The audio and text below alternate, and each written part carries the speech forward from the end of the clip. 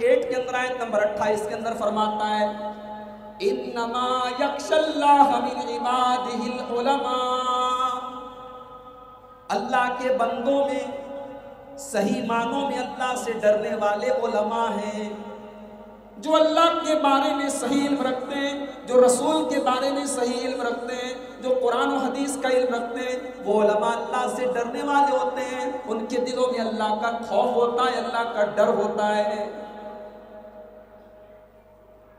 ایسے ہی علماء کے بارے میں اللہ کے پیارے نبی جناب محمد رسول اللہ صلی اللہ علیہ وسلم فرماتے ہیں، صحیح بخاری کتاب العلم کی حدیث ہے، مَن يُرِدِ اللَّهُ بِهِ خَيْرًا يُفَقِّهُ فِي الدِّينِ، اللہ تعالیٰ سب کو دین کا عالم نہیں بناتا ہے، سب کو دین کی سمجھ نہیں دیتا ہے، سب کو دین کی نالج نہیں دیتا ہے۔ مَن يُرِدِ اللَّهُ بِهِ خَيْرًا يُفَقِّهُ فِي الدِّينِ، جس کے اندر اللہ تبارک و تعالیٰ بھلائی جس کے ساتھ کرنا چاہتا ہے، جس کے اوپر اللہ کا کرم ہوتا ہے، اللہ کی رحمت ہوتی ہے، جس کے ساتھ اللہ تبارک و تعالیٰ اسپیشل معاملہ کرنا چاہتا ہے، اسی کو اپنے دین کی سمجھ دیتا ہے۔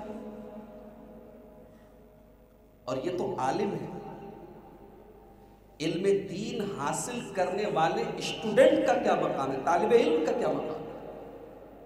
ایک بچہ مدرسہ محمدیہ میں قرآن پڑھنے آتا ہے، اس کا کیا مقام ہے؟ ایک انسان جامعہ دارالسلام عمر آباد میں تعلیم حاصل کرنے گیا، جامعہ سلفیہ میں گیا، کسی بھی دینی ادارے میں دینی تعلیم حاصل کرنے گیا، اس طالب علم کا کیا مقام ہے؟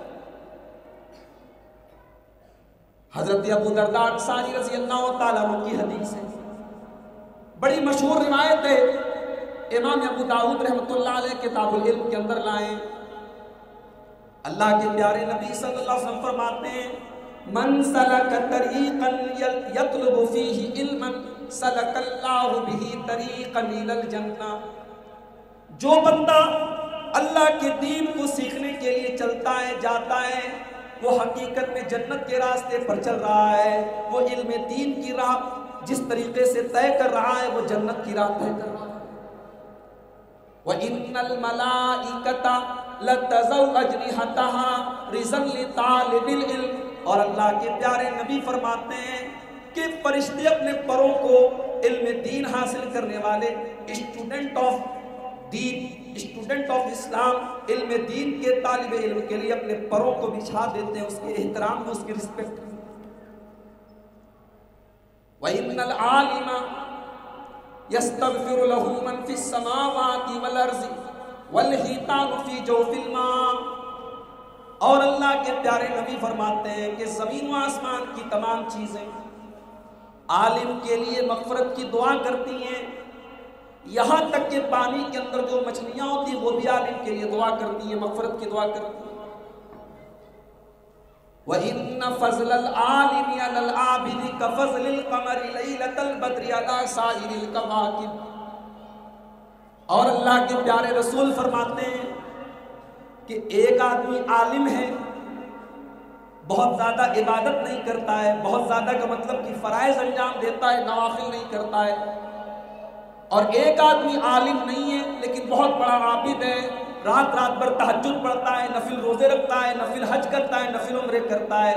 اللہ کے پیارے نبی فرماتے ہیں اس عالم کی فضیلت اس عابد کے اوپر، وہ عالم اس عابد سے افضل ہے، کتنا افضل ہے؟ فرمایا کفضل القمر لیلۃ البدر علی سائر الکواکب، جیسے 14ویں کا چاند ہوتا ہے، جیسے چاندنی رات میں جو چاند ہوتا ہے وہ تمام ستاروں کے بیچ میں چمکتا رہتا ہے اور تمام ستاروں سے افضل ہوتا ہے، اس عالم کی فضیلت اس عابد کے اوپر اسی طریقے سے۔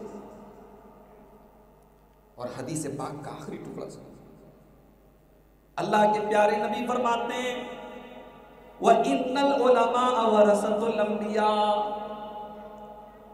اور علماء یہ انبیاء کے وارث ہیں، اس لیے کہ انبیاء نے اپنے پیچھے درہم اور دینار کو نہیں چھوڑا، انبیاء نے روپیے پیسے کو اپنی وراثت نہیں بنائی، زمین جائیداد کو، پراپرٹی کو اپنی وراثت نہیں بنائی۔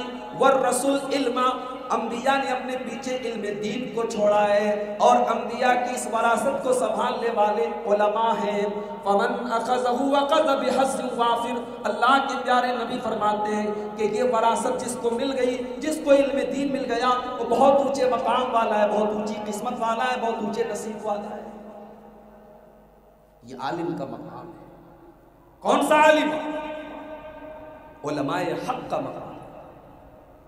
میرے پیارے بھائیوں، علماء حق کا تو یہ مقام ہے کہ اللہ تعالیٰ پوری امت کو یہ حکم دیتا ہے کہ جب دین کے مسائل میں تمہیں کوئی پرابلم آ جائے، کوئی مسئلہ درپیش آ جائے، تو تم علماء حق سے رجوع کرو، تم علماء حق سے کانٹیکٹ کرو اور ان سے تم دین کی تعلیم حاصل کرو. اللہ فرماتا ہے سورہ نحل کی آیت نمبر 43 میں، سورہ نحل کی آیت نمبر 43 میں، فَاسْأَلُوا أَهْلَ الذِّكْرِ إِن كُنتُمْ لَا تَعْلَمُونَ. تم اہل علم سے پوچھو اگر تم نہیں جانتے ہو، تمہارے پاس اگر نالج نہیں ہے تو تم علماء حق سے کانٹیکٹ کرو. اتنا ہی نہیں، اللہ تبارک و تعالی سورہ نساء کی آیت نمبر 83 میں، آیت نمبر 83 میں مسلمانوں کو حکم دیتا ہے کہ جب تمہارے پاس کوئی نیوز آئے، کوئی خبر آئے، کوئی معاملہ آئے، تو علماء کے پاس پہلے اس کو بھیجو. اس لیے کہ علماء معاملات کی تہ تک پہنچتے ہیں، وہ بتائیں گے کہ اس معاملے کی حقیقت کیا ہے. اللہ تبارک و تعالیٰ فرماتا ہے سورہ نساء کی آیت نمبر 83 کے اندر، وَإِذَا جَاءَهُمْ أَمْرٌ مِّنَ الْأَمْنِ أَوِ الْخَوْفِ أَذَاعُوا بِهِ. اے مسلمانوں، یہ طریقہ مناسب نہیں ہے کہ جب تمہارے پاس کوئی خبر آتی ہے، چاہے وہ اچھی خبر ہو یا بری خبر ہو، تم پھیلانے لگتے ہو، تم شیئر کرنے لگتے ہو، تم ایک دوسرے کو بتانے لگتے ہو. وَلَوْ رَدُّوهُ إِلَى الرَّسُولِ. تمہیں پہلے رسول کو بتانا چاہیے. وَإِلَىٰ أُولِي الْأَمْرِ مِنْهُمْ. اور اپنے امیر کو، اپنے ذمہ داروں کو بتانا چاہیے. لَعَلِمَهُ الَّذِينَ يَسْتَنبِطُونَهُ مِنْهُمْ. اگر تم اس معاملے کو اپنے ذمہ داروں کے پاس لے کے جاؤ گے، اپنے امیر کے پاس لے کر جاؤ گے، تو جو تمہارے علماء ہوں گے، جو معاملات کی تہ تک جانے والے ہیں، وہ صحیح نتیجے تک اور صحیح رزلٹ تک پہنچ جائیں گے. تو یہ علماء حق ہے. دوسری طرف کون سے علماء ہیں؟ علماء سو ہیں، برے علماء. یہ برے علماء کیسے ہوتے ہیں؟ قرآن کریم کی روشنی میں ہم برے علماء کی 4 نشانیاں آپ کو بتائیں. جو علماء سو ہوتے ہیں ان کے اندر 4 چیزیں پائی جاتی ہیں. نمبر 1، وہ قرآن اور حدیث میں تحریف کرتے ہیں، وہ ڈسٹورشن کرتے ہیں، وہ مس ریپرزنٹیشن کرتے ہیں. قرآن تو بدل نہیں سکتے، قرآن کی حفاظت کی گارنٹی اللہ نے لی. حدیثوں کو بدل نہیں سکتے کیونکہ اللہ نے محدثین کو پیدا کر دیا ہے. تو قرآن کی غلط ایکسپلینیشن کرتے ہیں، حدیث کی غلط میننگ بتاتے ہیں، وہ میننگ کے اندر تحریف کرتے ہیں. اور یہ سلسلہ آج سے نہیں ہے، یہ یہودیوں کے زمانے سے. اللہ تبارک و تعالیٰ یہودیوں کے علماء کے بارے میں کہتا ہے سورہ نساء کی آیت نمبر 46 میں، مِنَ الَّذِينَ هَادُوا يُحَرِّفُونَ الْكَلِمَ عَن مَّوَاضِعِهِ. یہودیوں میں ایسے بھی علماء ہیں جو تورات کے اندر لکھا کچھ اور بیان کچھ کرتے ہیں، جو تورات کی آیتوں کو ادھر ادھر کر دیتے ہیں. آج آیتوں کو ادھر ادھر نہیں کر سکتے کیونکہ قرآن میں محفوظ ہے. یہ بچے جن کو قرآن کی حفظ کی سند دی گئی، یہ بچے جب تک موجود ہے، قرآن کے حافظ جب تک موجود ہے، قرآن کے ٹیکسٹ میں کوئی چینجنگ نہیں ہو سکتی، قرآن کے الفاظ میں کوئی چینجنگ نہیں ہو سکتی. قرآن کا ٹیکسٹ محفوظ ہے لیکن میننگ میں یہ فیر بدل کر سکتے ہیں. اسی طریقے سے اللہ تبارک و تعالی سورہ آل عمران کی آیت نمبر 78 میں فرماتا ہے وَإِنَّ فَرِيقًا مِّنْهُمْ يَلْقُونَ أَلْسِنَتَهُمْ بِالْكِتَابِ. ان یہودیوں کے اندر ایک جماعت ایسی بھی ہے، ان کے علماء کا ایک گروپ ایسا بھی ہے جو زبان کو موڑ کر کتاب کو پڑھتا ہے، تورات کو پڑھتا ہے، زبان کو موڑ کے پڑھتا ہے تاکہ عوام کے سامنے، پبلک کے سامنے صحیح کتاب کا صحیح ٹیکسٹ نہ پڑھ پائے. اور کیا کرتا ہے؟ فرمایا لِتَحْسَبُوهُ مِنَ الْكِتَابِ، وہ یہ کام کیوں کرتے ہیں؟ تاکہ ان کی غلط باتوں کو بھی تم تورات سمجھو، کتاب سمجھو. وَمَا هُوَ مِنَ الْكِتَابِ، حالانکہ ان کی غلط باتیں کتاب میں سے نہیں ہیں.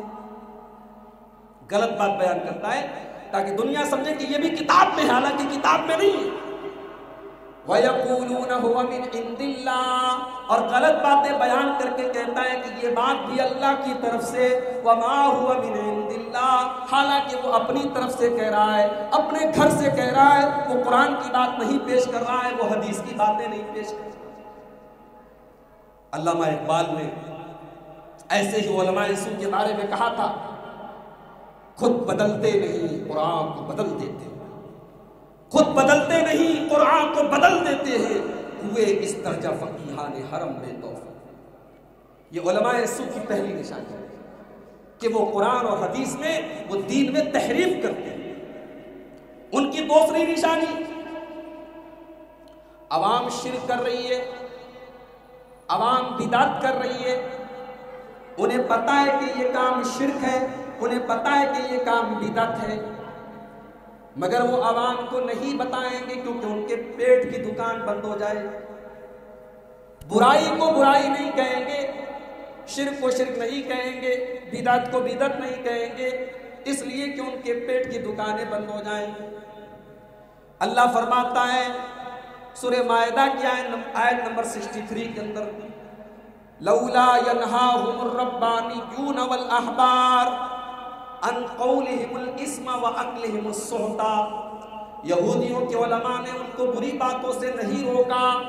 یہودی حرام کھاتے تھے، سود کھاتے تھے، بیاج کھاتے تھے، مگر ان کے علماء ان کو صحیح فتویٰ دیتے تھے. ان کے علماء کہتے تھے یہ سب صحیح ہے، تم سود کھا سکتے ہو، تم بیاج کھا سکتے ہو، ان کو منع نہیں کرتے تھے. اللہ کہتا ہے لبئس ما کانوا یصنعون، یہودیوں کے علماء کتنا غلط کام کرتے.